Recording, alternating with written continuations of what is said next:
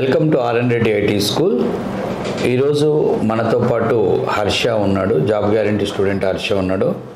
So Harsha మనతో రాకముందు అతను ఏం చదువుకున్నాడు, అతను ఏం చేశాడు, తర్వాత ఇక్కడ ఎలా జాయిన్ అయ్యాడు, తర్వాత ఇక్కడ ప్రయాణం, అతని యొక్క లెర్నింగ్ ప్రాసెస్ ఎన్ని రోజులు పట్టింది, ప్లేస్మెంట్ ప్రోగ్రాంలో ఎన్ని రోజులు ఎన్ని ఇంటర్వ్యూస్ అటెండ్ అయ్యాడు, అతని అనుభవాలు.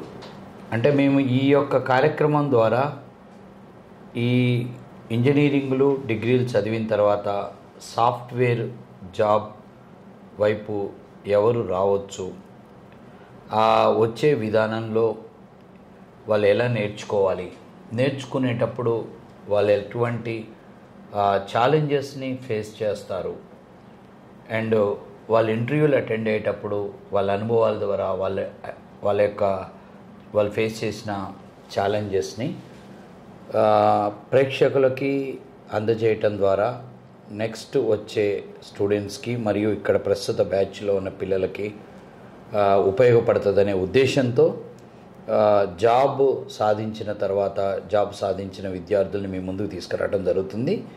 దానితో పాటు ఇన్స్టిట్యూట్లో కోచింగ్ తీసుకుంటున్న విద్యార్థులను కూడా అప్పుడప్పుడు స్టూడెంట్స్ని కూడా మేము కొన్ని టైం దొరికినప్పుడు ఇంటర్వ్యూలు చేసే ప్రయత్నం చేస్తున్నాం. దీనివల్ల ఎంతోమంది లక్షల మంది డిగ్రీలు చదివిన స్టూడెంట్సు, ఇంజనీరింగ్లు చదివిన స్టూడెంట్సు వాళ్ళకి ఎటు వెళ్ళాలి, ఏం చెయ్యాలి అనే సందిగ్ధ పరిస్థితుల్లో ఉన్నప్పుడు మా వీడియోలు అనేది వాళ్ళకు ఒక దిక్సూచి అవుతాయనే ఉద్దేశంతో ఈరోజు ఆదివారం అయినప్పటికీ సో హర్ష కూడా రావటం జరిగింది. ఇప్పుడే మహేందర్ రెడ్డి ఇంటర్వ్యూ చేసాం, తర్వాత హర్ష జాబ్ వచ్చింది హర్షకు కూడా. సో హర్ష యొక్క ఎక్స్పీరియన్స్ కొంచెం మీకు చాలా డిఫరెంట్గా ఉంటుంది అనే ఉద్దేశంతో ఈ ఇంటర్వ్యూ చేయటం జరుగుతుంది. ఇక్కడ మీ అందరికీ చెప్పేది, పేరెంట్స్కి స్టూడెంట్స్కి చెప్పేది ఏంటంటే, మళ్ళీ చెప్తున్నాను, నేను చాలా ఇంటర్వ్యూలలో చెప్పాను, ఈ ప్రపంచంలో అత్యధిక ఉద్యోగాలు ఇస్తున్న రంగం సాఫ్ట్వేర్ రంగం.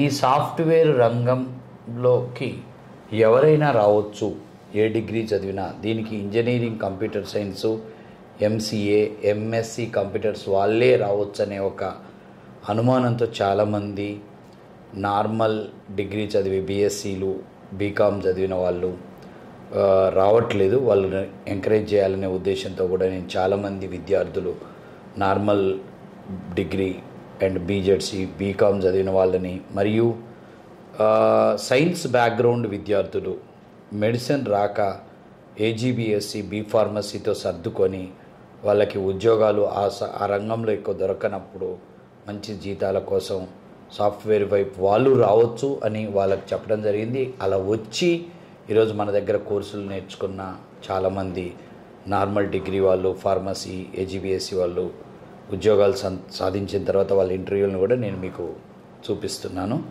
సో ఈ యొక్క మెయిన్ ఉద్దేశం విద్యార్థులకి, విద్యార్థుల తల్లిదండ్రులకి ఒక ఇన్ఫర్మేషన్గా ఉంటాయని ఈ వీడియోలు చేయడం జరుగుతుంది.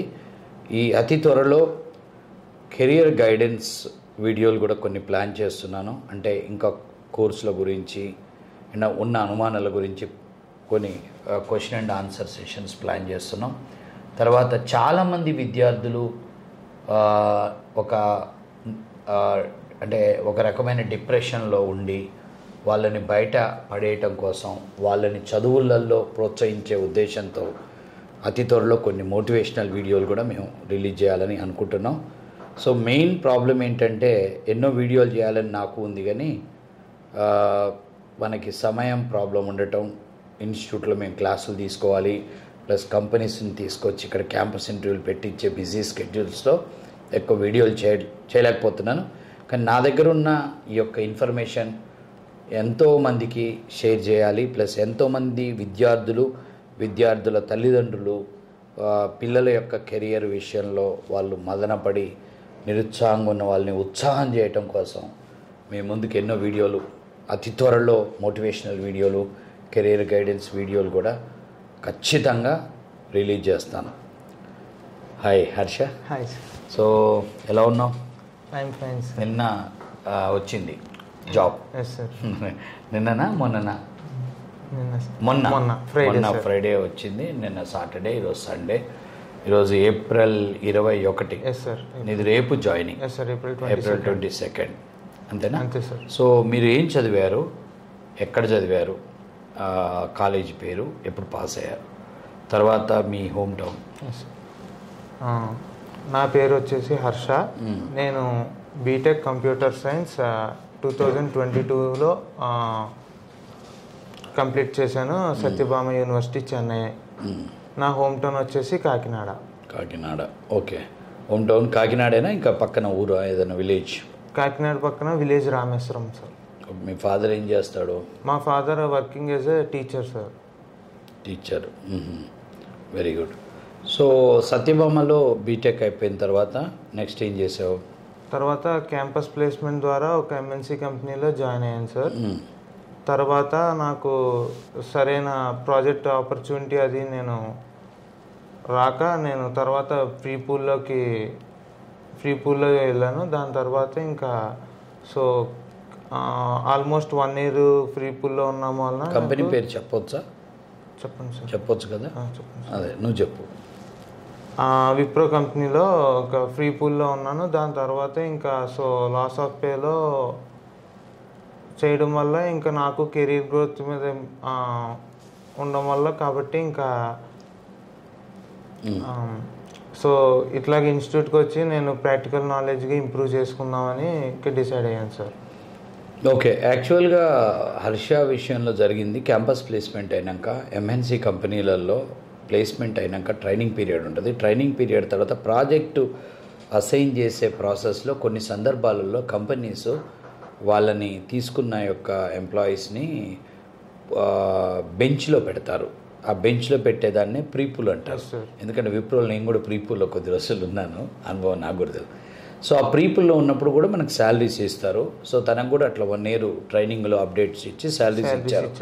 ఒక పీరియడ్ ఆఫ్ టైం అయిపోయినాక సో వాళ్ళకు కూడా బర్డెన్ అవుతుంది కాబట్టి లాస్ ఆఫ్ పేలో పెడతారు. అంటే మీరు పేరు ఎంప్లాయీ కానీ శాలరీ ఇవ్వరు. మీరు ప్రాజెక్ట్ ఏదైనా చూసుకోండి, విత్ ఇన్ ద కంపెనీ మీరు ఏదైనా ప్రాజెక్ట్లోకి వెళ్ళిన తర్వాత మళ్ళీ మీ యొక్క శాలరీని రీస్టార్ట్ చేస్తారని చెప్తారు. అదే జరిగింది ఈ విషయంలో. మీ నాన్న నాకు ఫోన్లో చెప్పాడు. ఆ రోజు జాయిన్ అయ్యేటప్పుడు యాక్చువల్గా నువ్వు ఫస్ట్ కోర్సులో జాయిన్ అయినావు, ప్లేస్మెంట్లో జాయిన్ కాదు.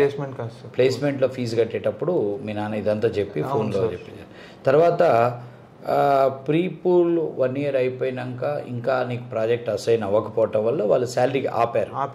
శాలరీ ఆపిన సందర్భంలో హర్ష ఇక్కడ వచ్చి జాయిన్ అవ్వటం జరిగింది. సార్ మా అంకుల్ గైడెన్స్తో. మీ అంకుల్ అంటే ఎట్లా తెలుసు ఇన్స్టిట్యూట్? మా అంకుల్ చేసే కంపెనీ కొలీగ్కి ఏమన్నా ఇన్స్టిట్యూట్ రికమెండ్ చేశారు సార్, ఇలా .NET సంబంధించింది. సో ఈ R&D IT school institute prefer చేశారు సార్. అంటే వాళ్ళకి ఎట్లా తెలుసు? మా అంకుల్ కొలీగ్ వాళ్ళ రిలేటివ్స్ ఇక్కడ జాయిన్ అయ్యారు సార్. ఓల్డ్ స్టూడెంట్ ఫ్రెండ్స్ వచ్చిండ్రు. వచ్చి ఫస్ట్ నువ్వు ఓన్లీ కోర్సులో జాయిన్ అయ్యావు. కోర్స్ ఫీజు కట్టి కోర్సు నడిపించావు. కోర్స్ అయిన తర్వాత జాబ్ ట్రయల్స్ ట్రై చేసావా? ట్రై చేసాను. అంటే నీ ఉద్దేశం ఏంటంటే ఈ లోపల విప్రోలో ఏదైనా .NET మీద ప్రాజెక్ట్ అసైన్ అవుతుంది, సో ప్లేస్మెంట్ ఎందుకు అవసరం లేదనుకొని నాకు ఫస్ట్ జాయిన్ అయింది కూడా నాకు గుర్తుంది. మంచి ఐడియా. సో మరి .NET నేర్చుకున్న తర్వాత విత్ ఇన్ ద విప్రోలో ఇంటర్నల్గా నువ్వు రెజ్యూమ్ పెట్టుకున్నప్పుడు అక్కడ నీకు ఇంటర్వ్యూస్ అరేంజ్ చేస్తారు, క్లయింట్ ఇంటర్వ్యూస్. అక్కడ ఏం అలర్ట్ అవ్వలేదా? అలర్ట్ అవ్వలేదు సార్. నాకు నాన్ టెక్నికల్ రోల్స్ వచ్చినాయి సార్. సో నేను అది ఇంకా వద్దనుకున్నాను. నాన్ టెక్నికల్ రోల్ అంటే tech support job sir? Yes sir.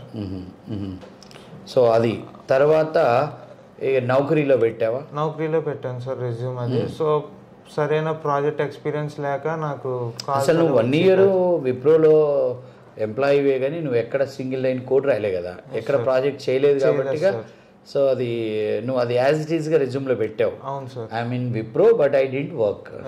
ఇప్పుడు నిజాయితీగా ఉన్నోడికి జాబ్ రావడం కష్టం కదా అన్నట్టు. అంతే. ఇప్పుడు ఆ పీరియడ్లో నీ ప్లేస్లో వేరే వాళ్ళు ఎవరన్నా ఉంటే ఏం చేస్తారంటే ఆ 1 year ఏదో .NETలో మా కాడ సబ్జెక్ట్ నేర్చుకున్నాక ఒక ప్రాజెక్ట్ చూపిస్తారు. ఓ ప్రాజెక్ట్ చేసినావు అన్నప్పుడు మేబీ కొన్ని కాల్స్ ఎక్కువ రావచ్చు జనరల్. కాకపోతే 1 year ఎక్స్పీరియన్స్కి జాబ్స్ ఎంతైనా తక్కువే ఉంటే ఫ్రెషర్ జాబ్స్ ఉంటాయి, ఎస్ సార్. లేదంటే 2-3 ఇయర్స్ జాబ్స్ ఉంటాయి. దానివల్ల కూడా నీకు ఆపర్చునిటీ దొరకలే. అవును సార్. సో అప్పుడు మళ్ళీ వచ్చి ప్లేస్మెంట్లో జాయిన్ అయ్యారు. ప్లేస్మెంట్లో జాయిన్ అయ్యాను సార్. ప్లేస్మెంట్ ఫీజు కట్టినప్పుడు మీ డాడీ నాకు ఫోన్ చేశాడు, అవును సార్. కడుతున్నాం సార్ ఇది సంగతి అంటే వై నాట్ అని చెప్పాం. నువ్వు జాయిన్ అయిన తర్వాత ప్లేస్మెంట్కు జాయిన్ అయినాక కోర్స్ ప్రిపరేషన్ ఎన్ని రోజులు పట్టింది నీకు? ప్లేస్మెంట్ జాయిన్ అయిన తర్వాత కాదమ్మా, ప్రిపరేషన్ ఎన్ని రోజులు పట్టింది? నాకు ప్రిపరేషన్ వచ్చేసి 6 months పట్టింది. తర్వాత ప్లేస్మెంట్లో జాయిన్ అయినాక ఇది నీకు ఎన్నో ఇంటర్వ్యూ? First interview sir. ఇది మొదటి ఇంటర్వ్యూ. అదే నాకు గుర్తుంది. ప్లేస్మెంట్లో జాయిన్ అయినాక నిన్న ఒకసారి రివిజన్ చేసుకోమని చెప్పా. Yes sir. నన్ను కలిస్తే 10 రోజులు రివిజన్ చేసుకున్నాను. ఎన్ని రోజులు రివిజన్ చేసుకున్నావు? రివిజన్ 1 week తర్వాత కొద్దిగా హెల్త్ ప్రాబ్లం వల్ల మళ్ళీ ఒక 2 weeks ఇంటికి వెళ్ళిపోయాను సార్. దాని తర్వాత ఇక్కడికి వచ్చి నాకు ఒక 2 weeks మళ్ళీ ప్రిపరేషన్ చేశాను సార్. ఆ టైంలో నాకు బాగా హెల్ప్ అయింది. మల్టిపుల్ మాక్ ఇంటర్వ్యూస్ అటెండ్ అయ్యాను. ఇన్స్టిట్యూట్ మాక్ ఇంటర్వ్యూస్, దాని తర్వాత XY అవి బాగా హెల్ప్ అయినాయి సార్. దాంతోపాటు మీరు క్లాసెస్ తీసుకున్నారు ప్రిపరేషన్ బ్యాచ్కి, ఊప్స్ కాన్సెప్ట్స్, అవి నాకు హెల్ప్ అయినాయి సార్. ఒకసారి రివిజన్ అయింది. ఇక్కడ తీసుకున్నాను. Yes sir. మీ బ్యాచ్ వరకు. అవును. టిల్ అప్పుడు రెడీ అయిన ఇంటర్వ్యూకి రెడీ అవుతున్న వాళ్ళు కూడా వినొచ్చు అని చెప్పి ఊప్స్ కాన్సెప్ట్స్ అలా రివిజన్ అయింది సార్. అది నాకు మోస్ట్ హెల్ప్ అయింది సార్. సో అప్పుడు నేను ఇంటర్వ్యూస్ అటెండ్ అవుతానని అడిగావు. Yes sir. అడిగినప్పుడు ఏమన్నాను? ఇంటర్వ్యూస్ అటెండ్ అవ్వండి, మీకు ఎవరికి ముందు వస్తే వాళ్ళు వెళ్ళొచ్చు ఇంటర్వ్యూస్కి అన్నారు సార్. ఇంకా అదే నేను అన్నది ఏంటంటే ఎప్పుడు ఎవరు జాయిన్ అయినా కానీ అందరూ జాయిన్ అయ్యావు, ఈరోజు ఇంటర్వ్యూకి వెళ్ళు, నీ టాలెంట్ నిన్నెందుకు ఆపుతాను, అందరినీ కూర్చోబెడతాను, ఎవరికి వస్తే వాళ్ళకి వస్తుంది, so you can start interviews అని చెప్పాను. సో అట్లా స్టార్ట్ అయినప్పుడు మొదటి ఇంటర్వ్యూ ఇది. మొదటి. ఎన్ని ఇంటర్వ్యూస్ అటెండ్ అయ్యి ఉంటావు అన్ని కలిపి టోటల్? అంటే ఇది రిజల్ట్ లేట్గా వచ్చింది సార్. 1 month ప్రాసెస్ అయింది సార్. ఈ లోపు నాకు 6 interviews అటెండ్ అయ్యాను సార్. ఏ కంపెనీ అటెండ్ అయినావు? జీపీ ఇన్ఫోటెక్ పంపించా. GP infotech, Suja associates, next Dev box company, ఇంకా విజిటెక్. సో ఫస్ట్ ఇంటర్వ్యూ వెళ్ళినప్పుడు ఇది ఎన్ని రౌండ్స్ జరిగింది? ఫస్ట్ నాకు ప్రుడెంట్ ఫోన్ కాల్ వచ్చింది సార్, ఫోన్ డిస్కషన్. దాని తర్వాత ఆ ఫోన్ కాల్ బట్టి నాకు టెక్నికల్ రౌండ్ జరిగింది సార్. ఆ టెక్నికల్ రౌండ్ వచ్చేసి నాకు అరౌండ్ 25 minutes జరిగింది. అందులో వచ్చేసి మెయిన్గా ఫస్ట్ బేసిక్స్ ఊప్స్ అడిగారు, C#, దాని తర్వాత SQL, దాని తర్వాత వచ్చేసి మెయిన్ MVC కాన్సన్ట్రేట్ చేశారు సార్. ASPలో బేసిక్స్ అడిగారు సార్. ఓకే. సో నెక్స్ట్ కంపెనీకి పంపించాం కదా. Yes sir. ఆ రౌండ్లో ఏం జరిగింది?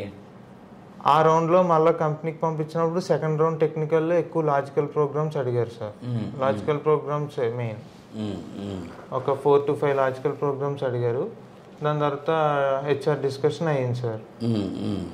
ఓకే. సో మీ నాన్న హ్యాపీయా? Happy sir. నేను చూడలేదు, ఫోన్లో మాట్లాడాడు పాపం. యా. సో ఫైనల్గా ఇక్కడ నీ జర్నీ ఉంది కదా, ఈ జర్నీ ఇంటర్వ్యూ జర్నీ ఎన్ని రోజులు జరిగింది?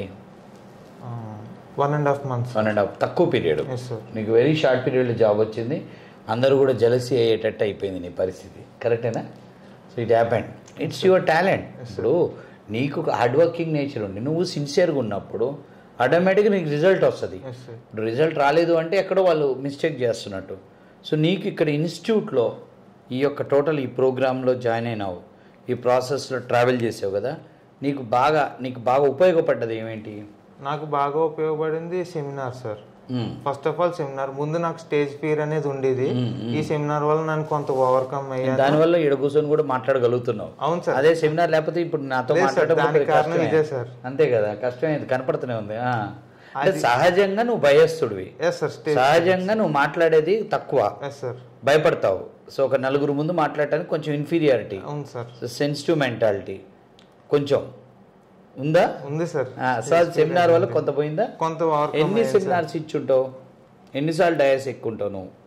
More than 75 times more than sir. అది మంచి ఐడియానేనా? మంచి ఐడియా సార్. అది ఫస్ట్ ఆఫ్ ఆల్ ఆ సెమినార్ వల్ల నాకు ఇంటర్వ్యూలో కూడా నేను ఇంతమంది చెప్పగలిగే ముందు ఇంటర్వ్యూలో ఒక 2-3 members ముందు చెప్పడం అంత కష్టం కాదు, ఆ ఫియర్ కూడా ఉండదు సార్. డైలీ ఒక క్వశ్చన్స్ అవి ఫస్ట్ సెమినార్ స్టార్టింగ్లో ఎట్లుండేది? మొదట అబ్బా ఎందుకురా వీళ్ళు ఇది ఎందుకు పెట్టారు, టార్చర్ పెడుతున్నారు, డయాస్ మీదకి తీసుకొచ్చి కూర్చోబెడుతున్నారు అంటే. మేము సెమినార్ జరిగేటప్పుడు సంతోష్ సార్ కూడా చాలా స్ట్రిక్ట్గా ఉంటాడు సార్. బండకేసి బాధ అంటాడు, అందరూ చెప్పాలంటే మంటలేదు ఊకోడు, అక్కడ సంతకం పెట్టాలి, చేసే వచ్చేలేదు. నేను వచ్చినాక నేను ఆగను, కోపం చేస్తాను, నేను అరుస్తాను. సో ఎందుకురా ఇదంతా అని అనిపించిందా? ఫస్ట్ అనిపించింది సార్. తర్వాత మన ఫ్యూచర్ బాగుండాలి, మన సెమినార్ల తర్వాత నీకు వాయిస్ ఫ్రీ అయింది? టైం పట్టింది సార్ నాకు. అది ఒక ఆల్మోస్ట్ ఒక 40+ సెమినార్స్ తర్వాత సార్. యా, ఇప్పుడు ఇక్కడ ఆడియన్స్కి కూడా చెప్పాల్సిన పాయింట్ ఏంటంటే, ఎస్పెషల్గా ఇప్పుడు ఐటీ వైపు వెళ్తున్న వాళ్ళకి ప్రజెంటేషన్ స్కిల్స్ అనేది very important. Yes sir. So రేపు ఇంటర్వ్యూస్ అటెండ్ అయ్యేటప్పుడు వాళ్ళు ఒక టీమ్ ఆఫ్ ఇంటర్వ్యూర్స్ ముందు మాట్లాడాలి. జాబ్ వచ్చిన తర్వాత వాళ్ళు టీంతో మాట్లాడాలి. జాబ్ వచ్చిన తర్వాత టీం మీటింగ్స్ ఉంటాయి. ఆ టీం మీటింగ్స్లో మన స్థాయి వాళ్ళు, మనకంటే పెద్ద స్థాయి వాళ్ళు, CEO లెవెల్ వాళ్ళతో మీటింగ్స్ జరుగుతాయి. ఆ మీటింగుల్లో మీరు ఏం పని చేశారు అనేది మనం మాట్లాడాల్సిన అవసరం ఉంటుంది. సెకండ్, క్లయింట్ మీటింగ్స్ ఉంటాయి. క్లయింట్ మీటింగ్లో క్లయింట్ రిక్వైర్మెంట్ ఇస్తాడు, మనం సాల్వ్ చేయాలి, ప్రాబ్లం అప్లికేషన్ డెవలప్ చేయాలి. చేసిన తర్వాత క్లయింట్కి మనం అప్లికేషన్ని ఒక డెమో రూపంలో మేము చేసిన పని ఇదని చెప్పాలి. సో ప్రతి ఎపిసోడ్లో ఇక్కడ ఆ యొక్క క్యాండిడేట్ టెక్నికల్ స్కిల్స్తో పాటు ప్రజెంటేషన్ స్కిల్స్ ప్రయారిటీ చాలా ఉంటుంది. సో ఇది జనరల్గా మనకు రూరల్ బ్యాక్గ్రౌండ్ నుంచి వచ్చిన పిల్లల్లో ఈ యొక్క ఫియర్ ఎక్కువ ఉంటుంది.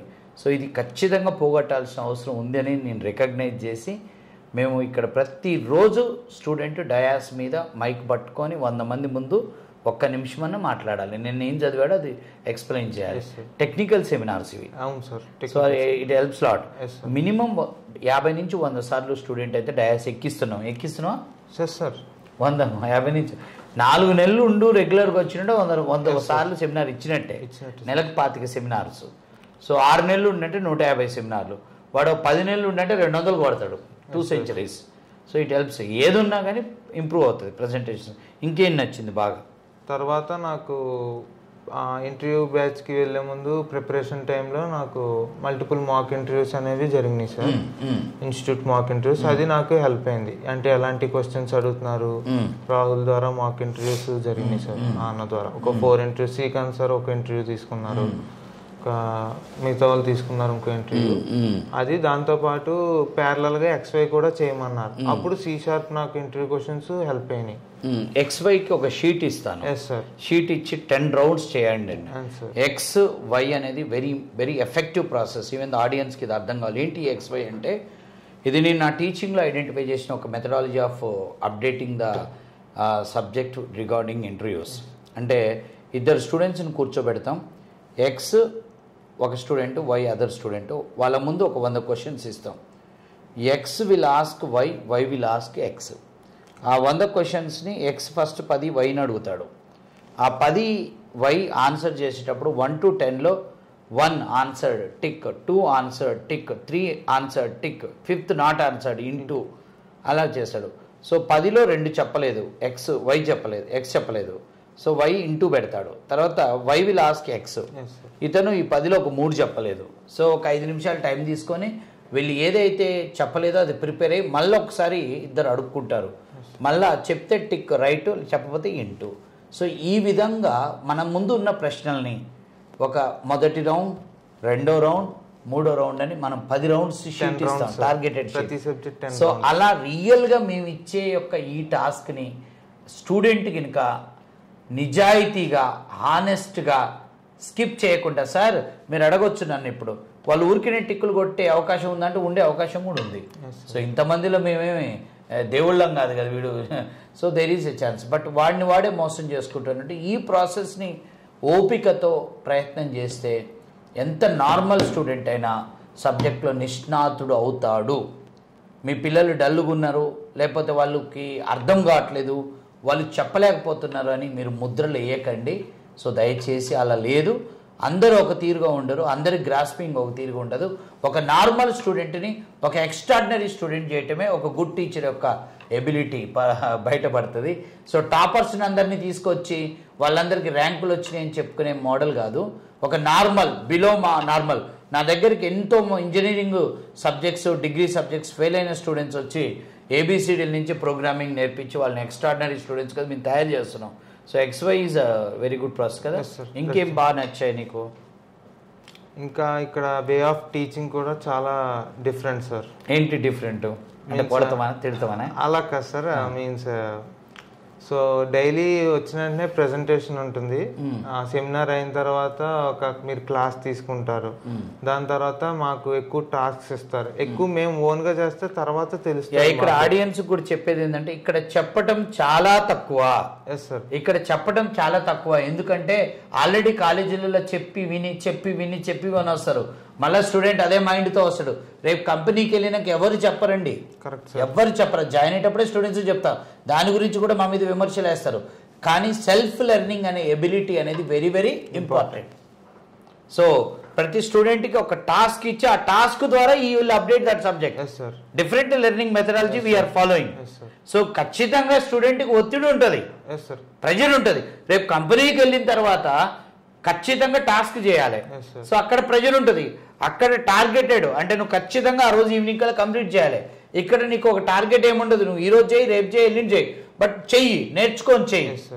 ఒక స్టూడెంట్ సాయంత్రం కల్లా టాస్క్ చేస్తే ఒక స్టూడెంట్కి 3 రోజులు టైం ఇస్తాం, వాళ్ళకు ఒక హెల్పర్ని ఇస్తాం, స్టాఫ్ ఉంటారు. So task based learning methodology మనం ఇంప్లిమెంట్ చేస్తున్నాం. That I call it as self learning. అంతే కదా. సో మనం అది ఆ మోడల్ని డెవలప్ చేస్తున్నాం. ఎందుకంటే రేపు ఇండస్ట్రీకి వెళ్ళిన తర్వాత ఎవరు పుస్తకాలు పట్టుకొని గంటలు చదవటం, తర్వాత ఎవరో బోర్డు మీద క్లాసులు చెప్పే ఎక్కడ ఉండదు, ఇండస్ట్రీలో ఉండదు. అది అర్థం చేసుకోవాలి. సో మేమేంటి అంటే కాలేజీలకి కంపెనీలకు మధ్యలో ఉన్నాం మేము.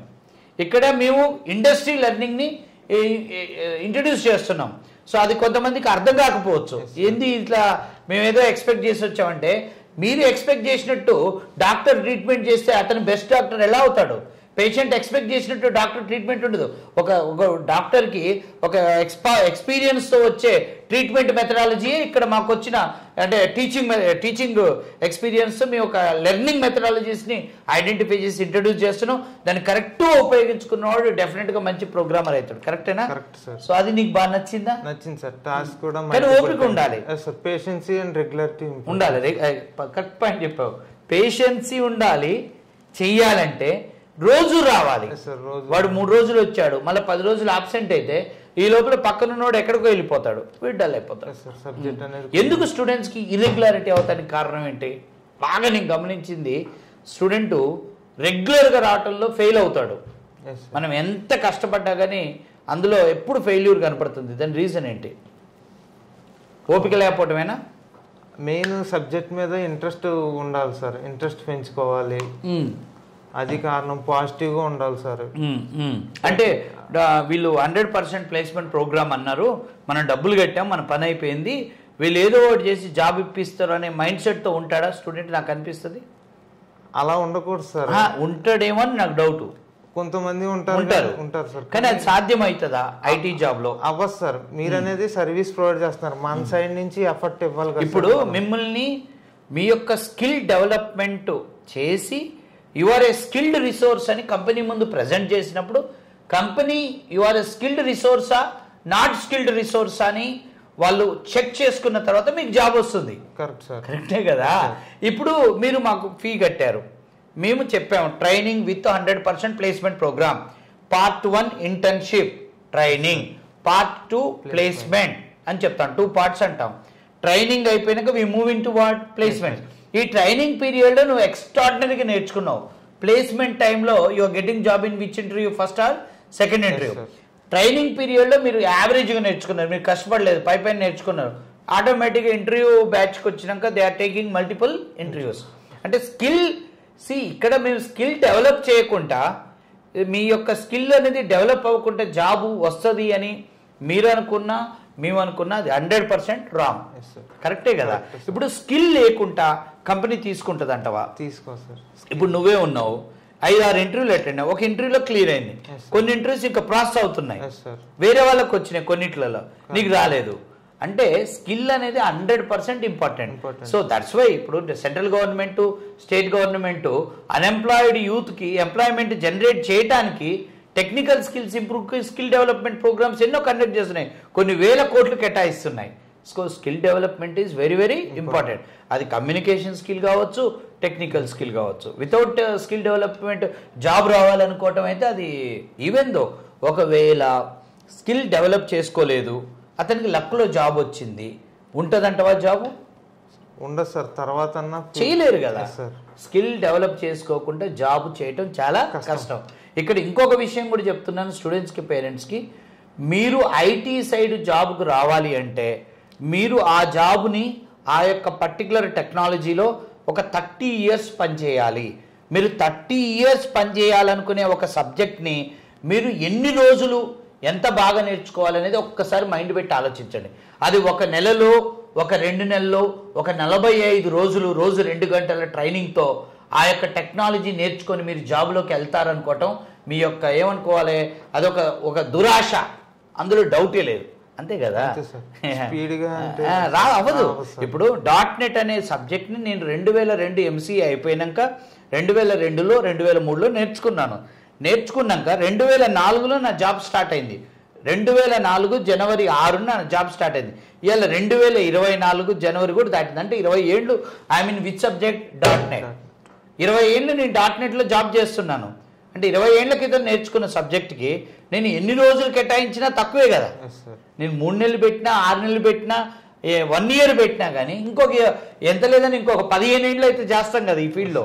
ఇంకో 20 ఏళ్ళు ట్రై చేస్తాం, 10 ఏళ్ళు అనుకుందాం. అంటే 30 years నేను ఈ యొక్క .NETలో జాబ్ చేయాలి కదా.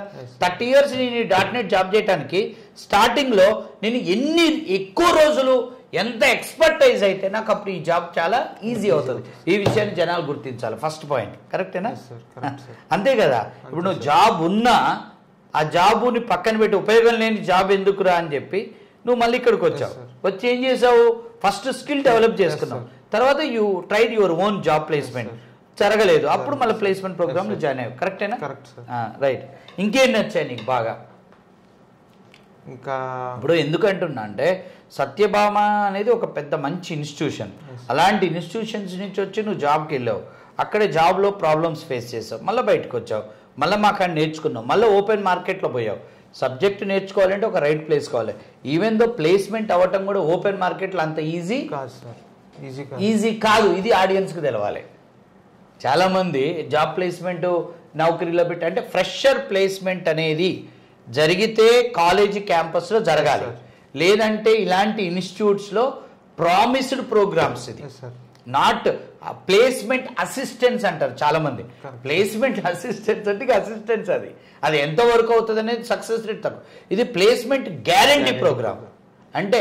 కానీ ఇక్కడ స్టూడెంట్ ఎఫర్ట్స్ పెట్టాలి, పేరెంట్స్ సపోర్ట్ చేయాలి, స్టూడెంట్ డ్యూరేషన్ అనేది చూడకూడదు. ఇప్పుడు ఫర్ ఎగ్జాంపుల్ ఇప్పుడు మన ఇన్స్టిట్యూట్లో .NET కోర్ API నడుస్తుంది, నువ్వు రేపు వెళ్ళిపోతున్నావు, నిన్నటి వరకు కోర్ MVC నేర్చుకున్నావు.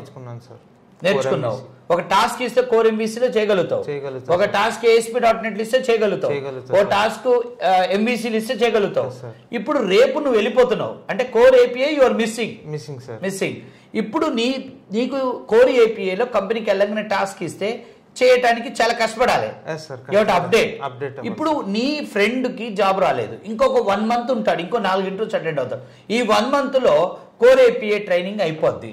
అప్పుడు 1 month తర్వాత అతను కంపెనీలో జాయిన్ అయినప్పుడు అతని స్కిల్కి నీ స్కిల్కి ఒక టెక్నాలజీ డిఫరెన్స్ వస్తుంది. ఏంటది? API. సో అట్లా ఎప్పుడైతే ఇంటర్వ్యూస్ ఎక్కువ పడుతున్నాయో, 1 నెల ఎక్కువ ఉండటం వల్ల స్టూడెంట్కు జరుగుతున్న నష్టం ఏమీ లేదు. ఒక స్కిల్ అనేది అతని ప్రొఫైల్లో యాడ్ అవుతుంది అనేది అర్థం చేసుకోవాలి. ఇక్కడ పేరెంట్స్ కూడా బ్లండర్ మిస్టేక్ ఏంటంటే ఇక్కడ జాయిన్ అయ్యే రోజే అడుగుతారు, వాడు ఎంత నేర్పుతారు, ఎలా నేర్చుకుంటాడు, ఎన్ని రోజులు ఎంత బాగా నేర్చుకోవాలి మావాడని ఎవ్వరు అడగరు. వాళ్ళు అడిగే మొట్టమొదటి క్వశ్చన్, ఎన్ని రోజులు పడుతుంది సార్, జాబ్ ఎప్పుడు వస్తుంది? మీరు ఒక మ్యాథమెటిక్స్ అనే సబ్జెక్ట్కి 1 నుంచి 10వ తరగతి 10 ఏళ్ళు, ఇంటర్మీడియట్లో MPC తీసుకుంటే 12 ఏళ్ళు, తర్వాత ఇంజనీరింగ్ BSc తీసుకుంటే 15 ఏళ్ళు, MSc మ్యాథ్స్ తీసుకుంటే 17 ఏళ్ళు. తర్వాత పిహెచ్డి తీసుకుంటే 4 ఏళ్ళు, అంటే 15 నుంచి 20 ఏళ్ళు ఒక మ్యాథ్స్ సబ్జెక్టులో మనం చదువుకుంటే అకాడమిక్లో ఎక్స్పర్ట్ అంటారు వాడిని. నువ్వు .NET, జావా లాంటి ఈ కోర్సెస్ ఇండస్ట్రీ కోర్సెస్ అంటారు. ఇవాళ లక్షలు డాలర్లు శాలరీస్ వస్తున్న సబ్జెక్ట్స్ ఇవి. ఇలాంటి సబ్జెక్ట్స్లో మీరు ఎంత నేర్చుకుంటే మీరు అంత బెస్ట్ అవుతారు, అందులో డౌటే లేదు. So best I'm advising to all the student parents, ఒక్కటే చెప్తున్నాను, మీరు జాయిన్ చేసే ప్రతి కోర్సులో కూడా డ్యూరేషన్ ఎక్కువ పెట్టుకోమని చెప్పండి, నెంబర్ ఆఫ్ అవర్స్ ఎక్కువ పెట్టండి. ఆ టైంలో స్టూడెంట్కి వేరే ఏ పని ఉండకూడదు, ఫుల్ టైం ప్రోగ్రాంలు ఉండాలి. ఇక్కడ 8:30 నుంచి 6:30 వరకు స్టూడెంట్ కూర్చోబెడుతున్నాం కదా. సో అది నీకు ఎలా అనిపించింది? అది మంచిదే సార్. ఫస్ట్ ఆఫ్ ఆల్ అంటే ఒక మల్టిపుల్ యాక్టివిటీస్ జరుగుతున్నాయి సార్ డైలీ. సో ప్రెజెంటేషన్ అని క్లాస్ తీసుకోవడం లేదా టాస్క్స్ ఇవ్వడం అలా జరుగుతున్నాయి కాబట్టి ఒక అడ్వాంటేజ్ అవుతుంది సార్. ఒక ఎవ్రీ మినిట్ ఒక అంటే ఇప్పుడు నేనేం చేస్తుంటాను, మీరు ఈ రోజు ఏం జరుగుద్దో మీకు తెలియదు సార్. అది ఒక ఇది నాకు టీచింగ్లో గాడ్ గిఫ్ట్. డే 1 నుంచి ఏంటంటే సర్ప్రైజ్ ఉంటుంది సార్. ఏ రోజు ఏంటో తెలియదు, మారుతుంటుంది, ప్రోగ్రామ్ మారుస్తుంటాను. సడన్గా 10 o'clock ఇది ఈరోజు, తర్వాత సడన్గా మాక్ అంటాను, సడన్గా మెషిన్ టెస్ట్ అంటాను, తనన్న అందరినీ ల్యాప్టాప్స్ ఓపెన్ చేపిస్తాను, సడన్గా లాజికల్ కోడింగ్ టెస్ట్ అంటాను, సడన్గా XY అంటాను, సడన్గా జనరల్ టాపిక్ ఇచ్చి GD చేయండి అంటాను. కరెక్టే కదా. సడన్గా క్వశ్చన్ బ్యాంక్ ఇచ్చి యూ రైట్ వాట్ ఆన్సర్స్ అంటాను, థియరీ రాయమంటాను. సో ఆ మోడల్ ఎలా అనిపించింది నీకు? అది నచ్చింది సార్. అది నాకు బాగా హెల్ప్ అయింది సార్. ఇవన్నీ డిఫరెంట్ యాక్టివిటీస్ వల్ల నాకు యాక్టివిటీసే మన దగ్గర హైలైట్ సార్.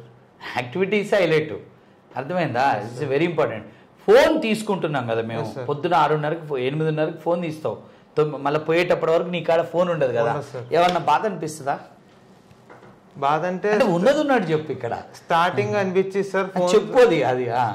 తర్వాత సబ్జెక్ట్ నేర్చుకున్నప్పుడు అంటే స్టార్టింగ్ ఏమనిపించేది, ఫోన్స్ తీసుకుంటున్నారు చాలా డిఫరెంట్ గా ఉంది అన్నట్టుగా అనిపించింది సార్. దాని తర్వాత ఇంకా రిలీజ్ అయ్యి ఇంకా అంటే ఊరికే ఫోన్ చూసుకునే వాళ్ళం కదా, ఇప్పుడు ఫోన్ లేదు కదా, సో ఒక చెయ్యి ఇరిగినట్టు అనిపించలే? అలా అనిపించింది సార్. కానీ తర్వాత మనం సబ్జెక్ట్ నేర్చుకున్నప్పుడు ఇంకా ఫోన్తో పనే ఉంటుంది అన్నది. అప్పటికి మీరు ల్యాప్టాప్లలో వెబ్ వాట్సాప్లు వాడుతూనే ఉంటారు. మధ్యలో కొన్ని బ్యాచ్లో వెబ్ వాట్సాప్లు కూడా తీయించావు. ఇక మీ బ్యాచ్ అప్పుడు కొద్దిలేనులే కానీ మరీ ఎక్కువ ఇబ్బంది పడతారని, కానీ వెబ్ వాట్సాప్ వాడుతుంటారు, ఏదో కొద్ది గొప్ప మెసేజ్లు నడుస్తూనే ఉంటాయో. సో అది బాగానే ఉందా? బాగానే ఉంది సార్. అది ఇంకా ఈ చదువు అనే టైంలో ఇంకా ఫోన్తో సంబంధం ఉంటుంది, ఇంకా దాంతో సంబంధం లేదు. ఫుల్ టైం ఇంకా ఎడ్యుకేషన్ దీని మీదే ఇంకా ఫోకస్ చేయాలి సార్. ఓకే, ఇప్పుడు గర్ల్స్ బాయ్స్ మాట్లాడొద్దు అని చెప్తాం కదా, స్ట్రిక్ట్ పెడతాం. సో అయినా మీరు ఎక్కడో సీక్రెట్గా మాట్లాడుకుంటూనే ఉంటారు కానీ, సో అదేలా ఉంది? అది ఇంకా కరెక్టే సార్. ఇంకా మాట్లాడుకొని ఇవ్వాల్సిందే అదే సార్. అది సెపరేట్ గా ఉండే మంచిది, ఎవరి పని వాళ్ళు డిస్టర్బెన్స్ ఉండదు కదా. తర్వాత మీకు జాబ్లు వచ్చినాక మీ ఇష్టం, కానీ ఇక్కడైతే వద్దండి, మాట్లాడొద్దు. వీలైనంత వరకు ఇంటర్వ్యూలకు పంపించేటప్పుడు కూడా అబ్బాయిలను ఒకసారి అమ్మాయిలను ఒకసారి, లేదా ఇద్దరు పోయినప్పుడు మన స్టాఫ్ లో ఎవరో ఒకరు రావడం ఇవన్నీ జరుగుతుంటది కదా. సో అది పర్వాలేదా? కొంత డైవర్ట్ అవ్వకుండా ఉండటం, డైవర్ట్ అవ్వకుండా ఉన్నాం సార్.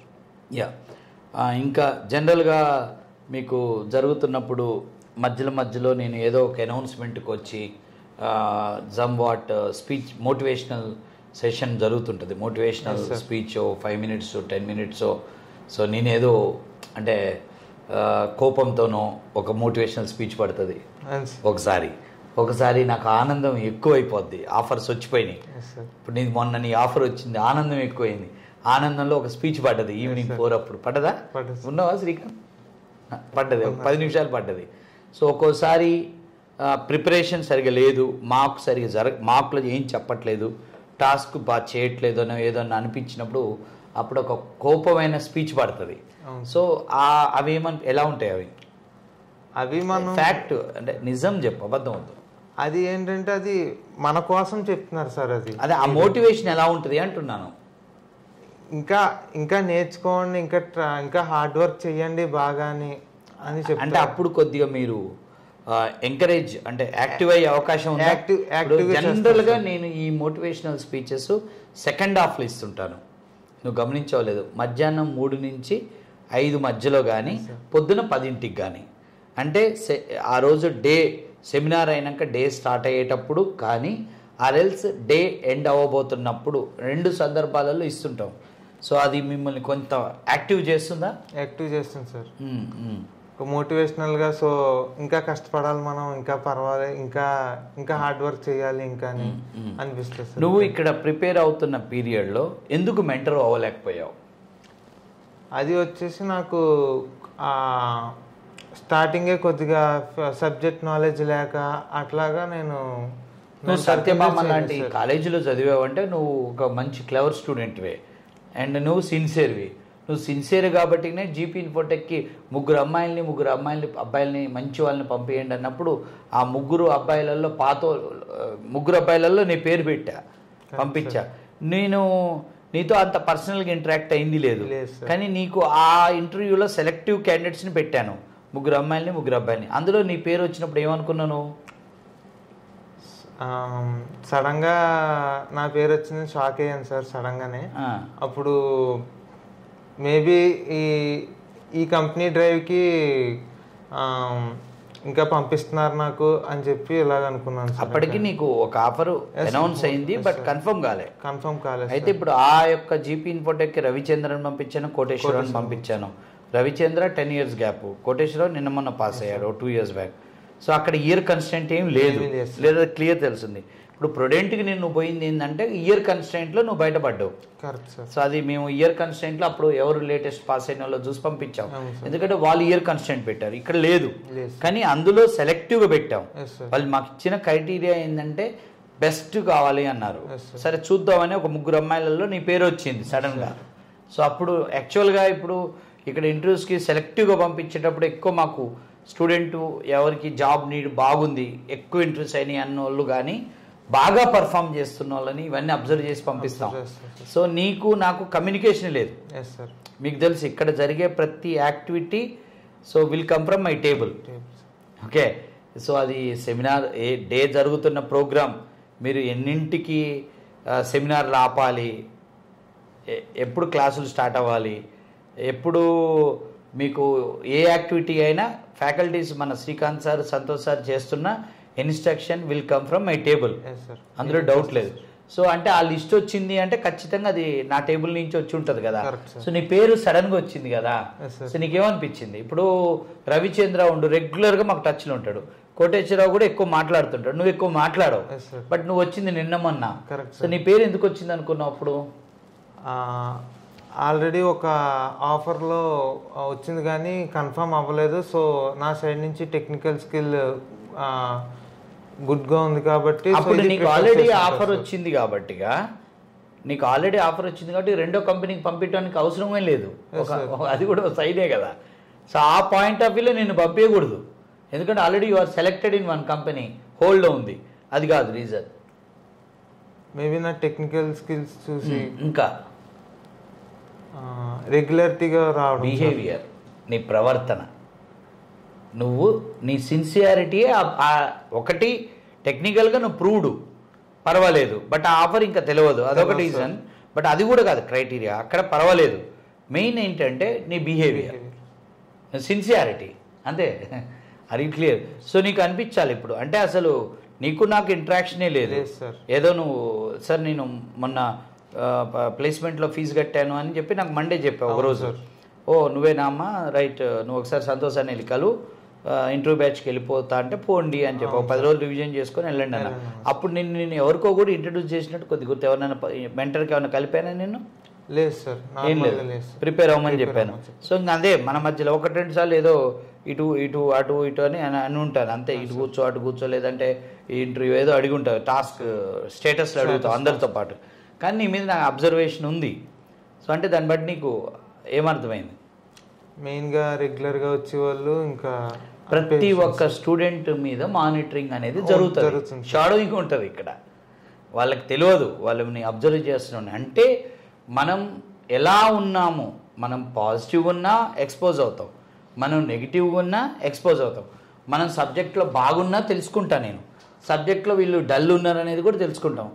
అంటే ఎవ్రీ స్టూడెంట్ రిపోర్ట్ ఎప్పటికప్పుడు we will check it, and అది నీ ప్రవర్తన నీకు ప్లస్సే అయింది. అది అల్టిమేట్గా నీ సబ్జెక్టు ఉపయోగపడ్డది, నీ ప్రవర్తన కూడా ఉపయోగపడ్డది. సో అంటే నీకు అంటే any like what I can say, are you happy with this offer?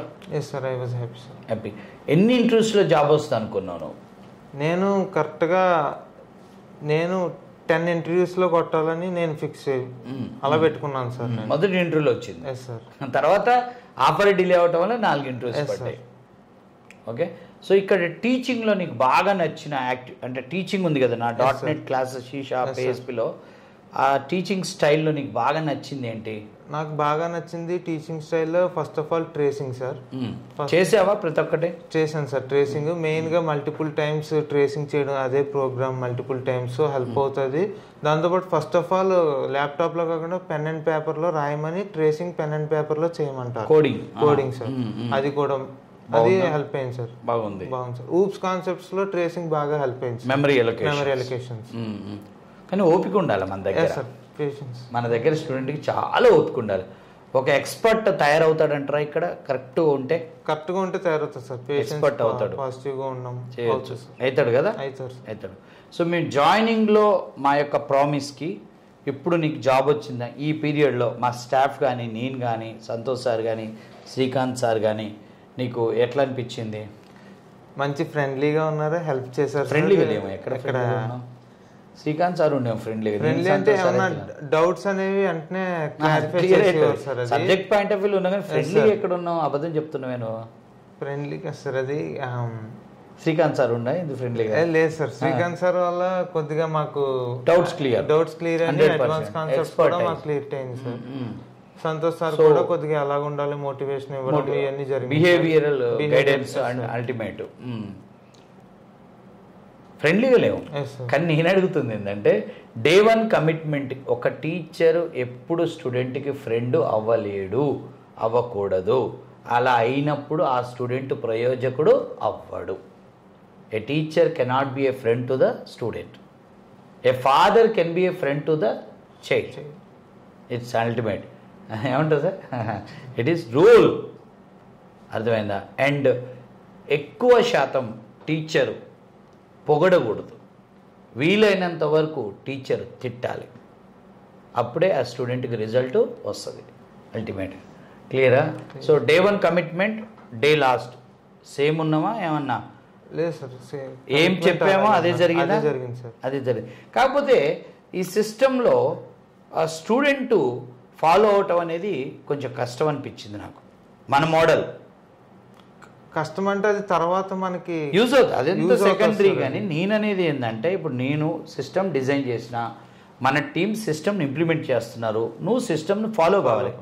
ఇక్కడ టీం బాగానే ఉంది, డిజైన్ బాగానే ఉంది, కానీ స్టూడెంట్ ఫాలో అవ్వటంలో ఆ లెవెల్లో కొంచెం ఫెయిల్ అవుతున్నాడని నాకు అనిపిస్తుంది. నువ్వేమంటావు? అందరూ 100కు 100 మంది లేరు, ఫాలో అవ్వట్లేదు.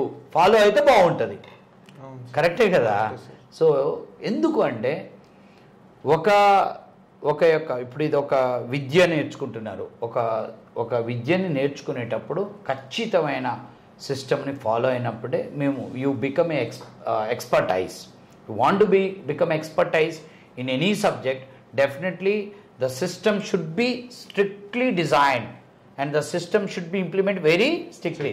The system should follow by the student also strictly. Then only we get what? Result. Okay, Harsha. Congratulations again and all the very best for your future. Want to see you in Microsoft one day. Thank you. So I will always tell to every student, your dream company should be Microsoft. All the very best. Thank you, sir.